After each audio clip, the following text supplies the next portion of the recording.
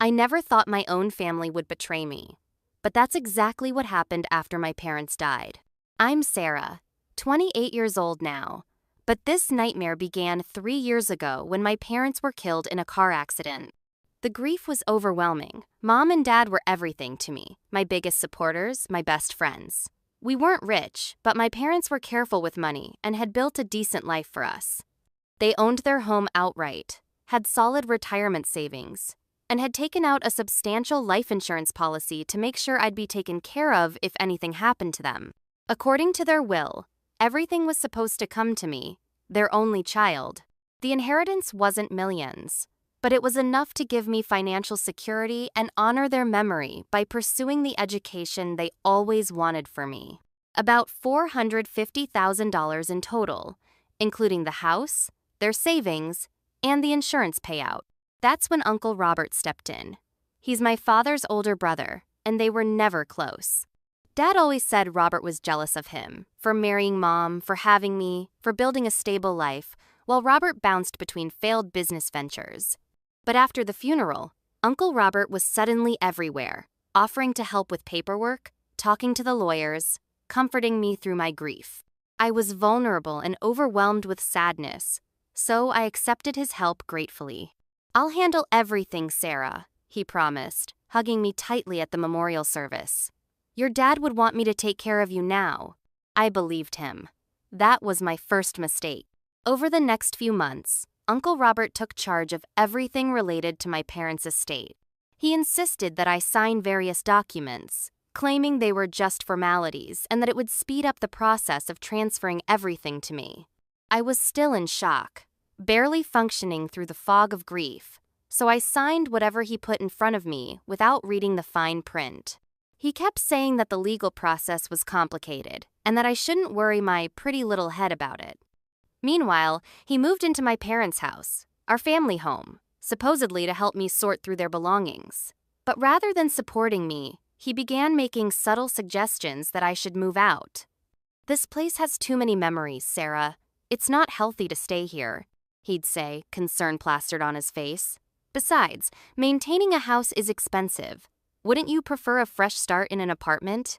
Still deeply grieving, I eventually agreed and moved into a small apartment across town. Uncle Robert said he'd handle selling the house and transfer the proceeds to me once everything was settled. I checked in every few weeks, and he always had excuses: probate complications, paperwork delays, tax issues. Always some reason why the money wasn't available yet. 6 months after my parents' death, I finally decided to meet with their lawyer directly. The look on Mr. Jenkins' face told me everything before he even spoke.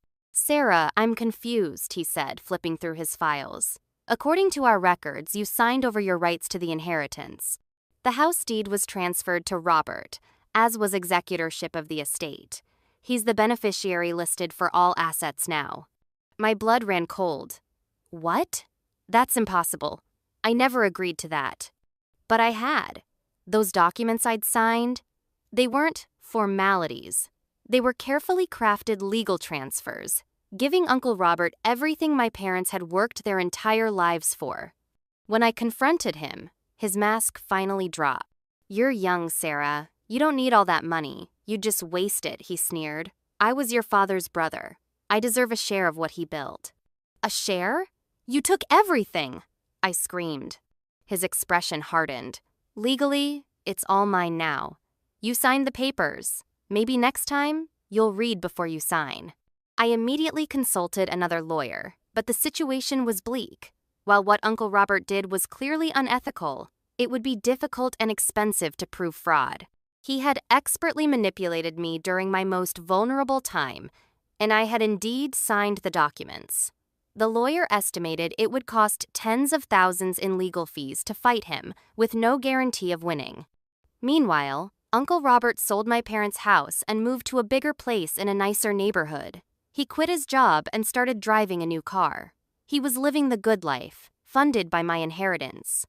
When mutual family friends asked about me, he told them he was generously supporting me and that I was still too unstable to manage my own finances after my parents' death. The betrayal crushed me all over again.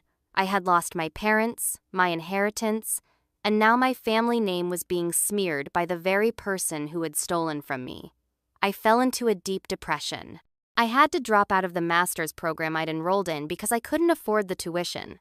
I took on 2 jobs just to cover my rent and basic expenses. Some nights, I'd drive by my old family home, now occupied by strangers, and sob in my car, feeling like I'd failed my parents by allowing their legacy to be stolen. The worst part wasn't even the money. It was realizing that while I was paralyzed with grief, crying on Uncle Robert's shoulder and thanking him for his help, he was calculating how to rob me. Every comforting word, every sympathetic glance, all of it was an act, designed to gain my trust so he could steal what my parents had intended for me. For the next 2 years, I avoided family gatherings. I couldn't bear to see Uncle Robert playing the role of the generous, successful family man. I worked hard, saved what little I could, and tried to rebuild my life from scratch. I made new friends who knew nothing of my past and the inheritance I should have had. I learned to be self-sufficient in ways I never imagined. Then, just as I was finally starting to heal, Uncle Robert called me out of the blue. "Sarah, we need to talk," he said, his voice lacking its usual confidence. "It's about my son, your cousin Timothy. He's sick and I need your help." I almost laughed at the audacity. After everything he'd done, he expected me to help him? But what he said next stopped me cold. "The doctors say he needs a kidney transplant. We've tested everyone in the family, and you're the only match. Please, Sarah. I know things have been complicated between us, but this is Timothy's life we're talking about." Timothy was 19, a quiet kid who had always been kind to me. He wasn't responsible for his father's actions. But as I hung up the phone, a plan began to form in my mind. Uncle Robert had taken everything from me when I was at my most vulnerable. Now, he was vulnerable. And while I would never punish Timothy for his father's sins, perhaps this was the opportunity I'd been waiting for, a chance to finally get justice. What Uncle Robert didn't know was that during those 2 years of rebuilding my life, I hadn't just been working and saving. I'd been gathering evidence, copies of the original will, witnesses who could testify to my mental state after my parents' death, financial records showing how quickly Robert had liquidated my inheritance for his personal use. And most importantly, I'd been recording our occasional interactions, including several damning statements where he practically bragged about tricking me. My lawyer said it might not be enough for a criminal case, but it was definitely enough to destroy his reputation and possibly win a civil suit. I hadn't pursued it yet because I couldn't afford the legal fees. But now, Uncle Robert needed something from me, something only I could give. And I had other plans for how this would play out. Uncle Robert's call had come at a pivotal moment in my life. After 2 years of struggling, I had finally secured a promotion at work and started taking night classes to finish my degree. I was beginning to see a future for myself again, one that didn't revolve around what I'd lost, but what I could still build. The day after his call, I agreed to meet him at a coffee shop downtown. I arrived early and chose a table in the corner, away from other customers. When Uncle Robert walked in, I barely recognized him. The smug, confident man who had stolen my inheritance was gone. In his place was someone who looked 10 years older, haggard, with dark circles under his eyes and a perpetual frown etched into his face. "Sarah, thank you for coming," he said, sliding into the seat across from me. His hands trembled slightly as he placed them on the table. "I wasn't sure you would." "I'm here for Timothy," I replied coldly. "Not for you." He nodded, eyes downcast. "That's fair. More than fair, considering." He trailed off, unable to directly acknowledge what he'd done. "Considering you stole nearly $500,000 from me while I was grieving my parents," I finished for him, keeping my voice steady.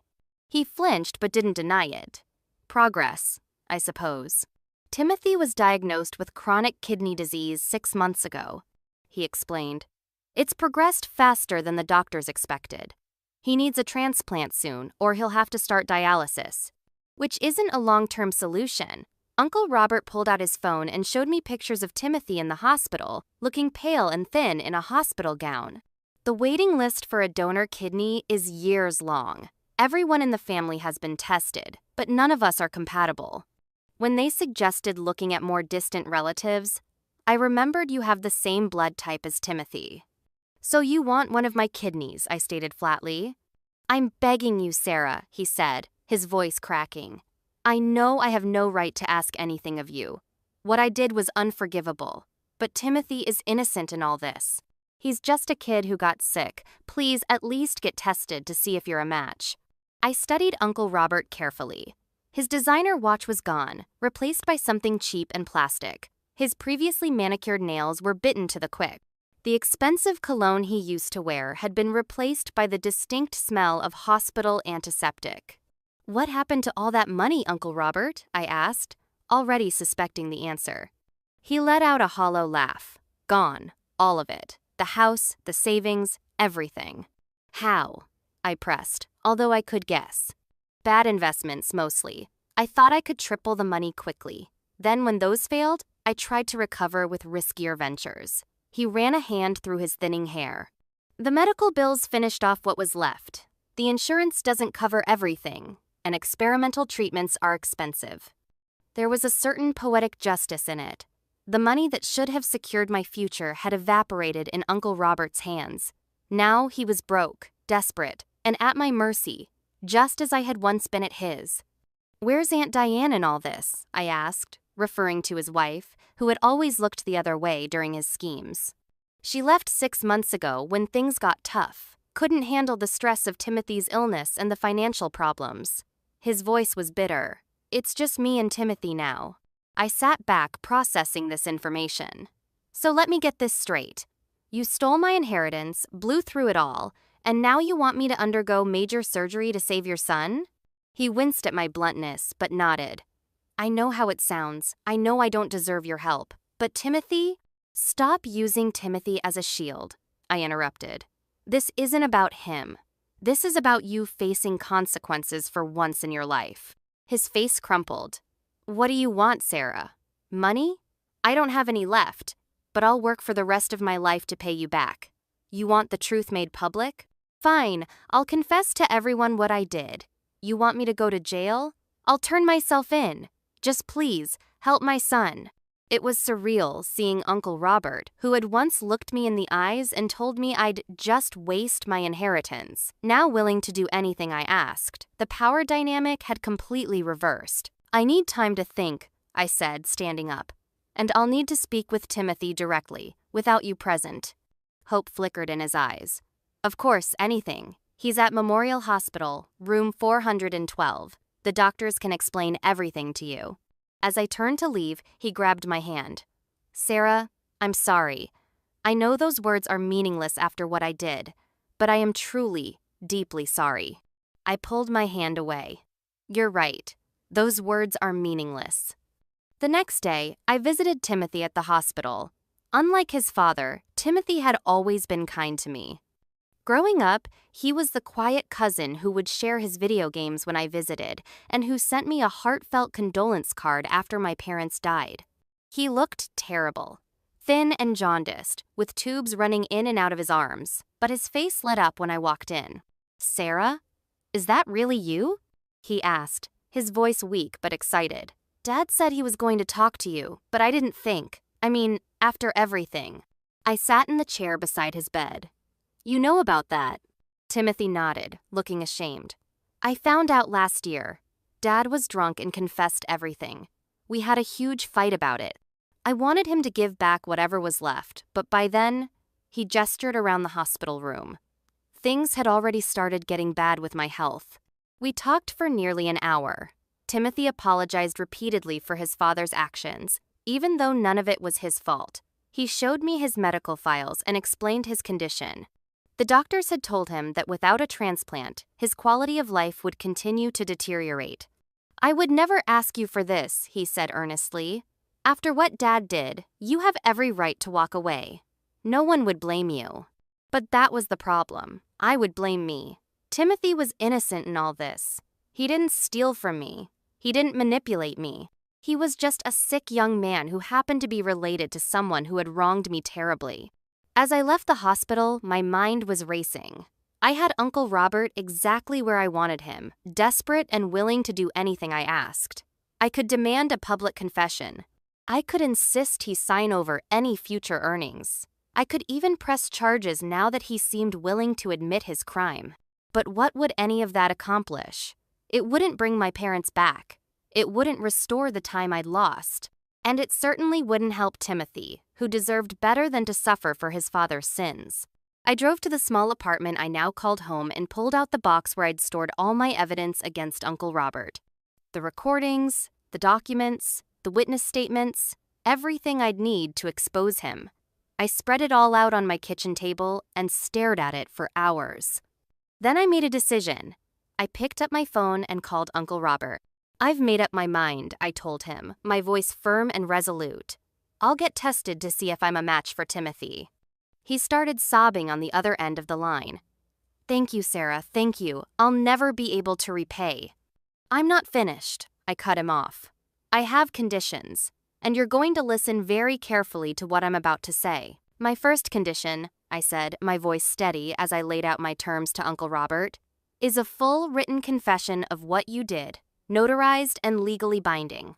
There was a pause on the other end of the line. Yes, of course," he finally replied. "Second, you will pay me back every cent of my inheritance." "Sarah, I told you I don't have."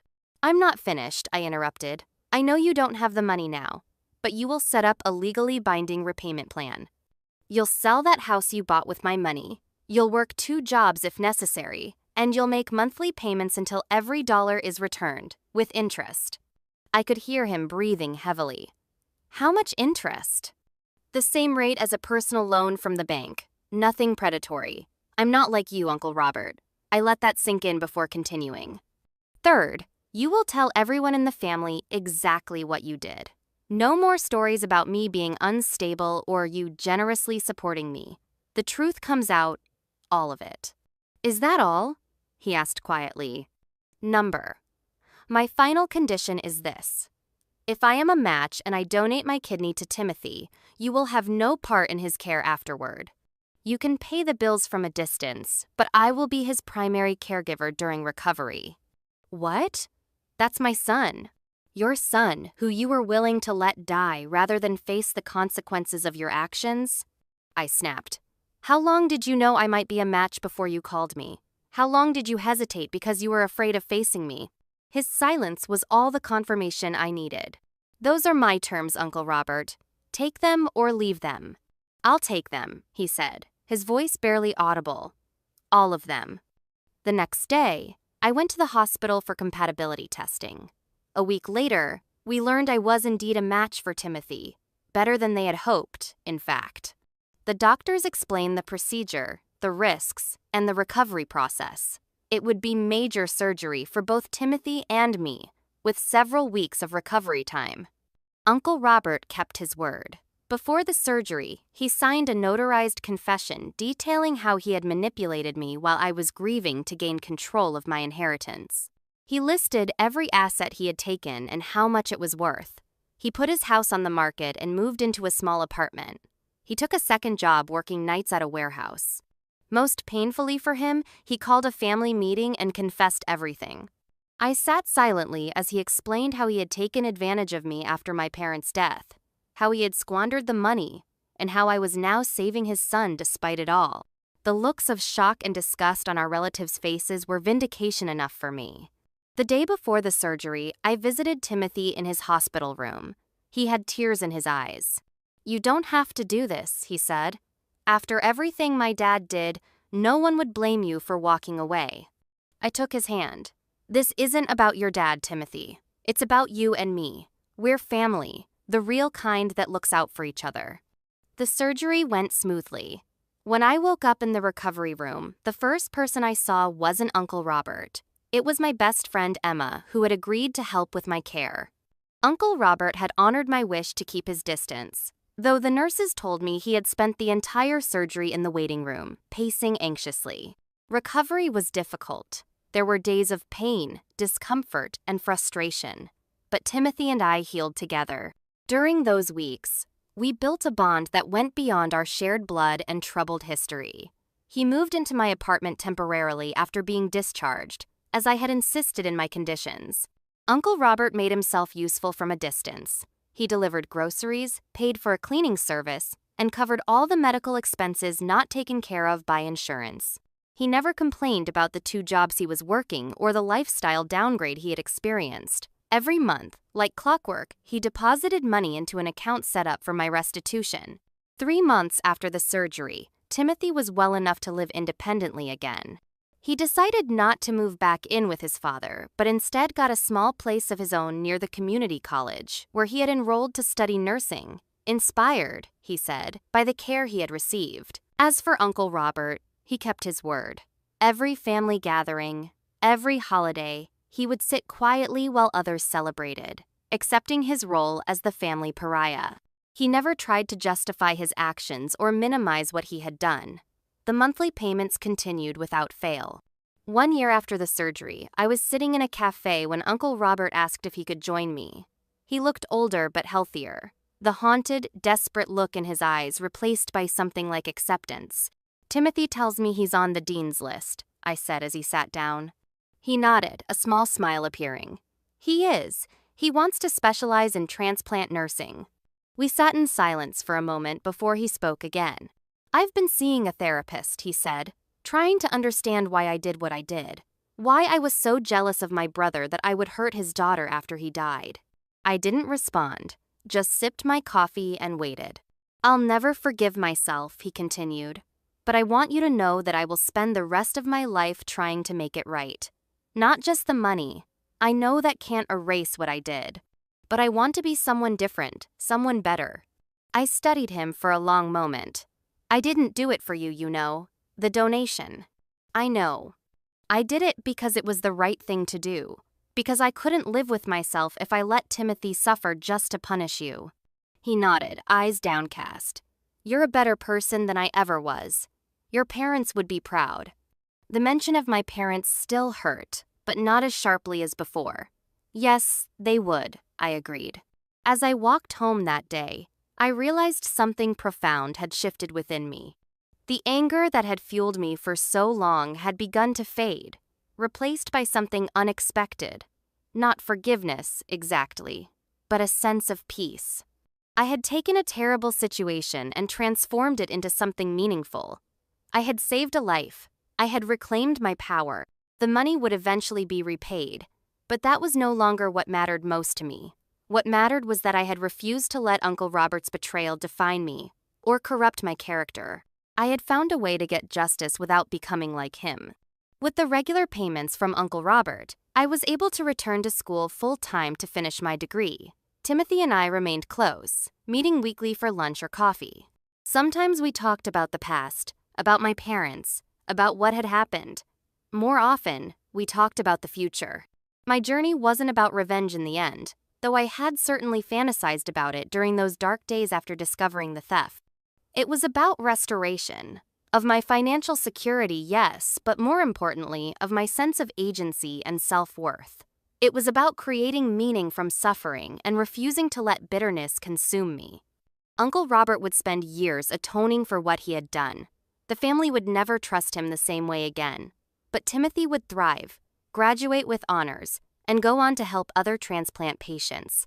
And I would move forward, carrying both the scar on my abdomen and the knowledge that when faced with the choice between vengeance and compassion, I had found a third path, one of justice tempered with mercy. Sometimes the best revenge isn't about making others suffer for their wrongs. Sometimes it's about refusing to let their wrongs change who you are at your core. In saving Timothy's life, I had also saved something precious in myself, the capacity for kindness that my parents had instilled in me, which not even Uncle Robert's betrayal could destroy. That, I realized, was the true inheritance my parents had left me, and it was one that could never be stolen.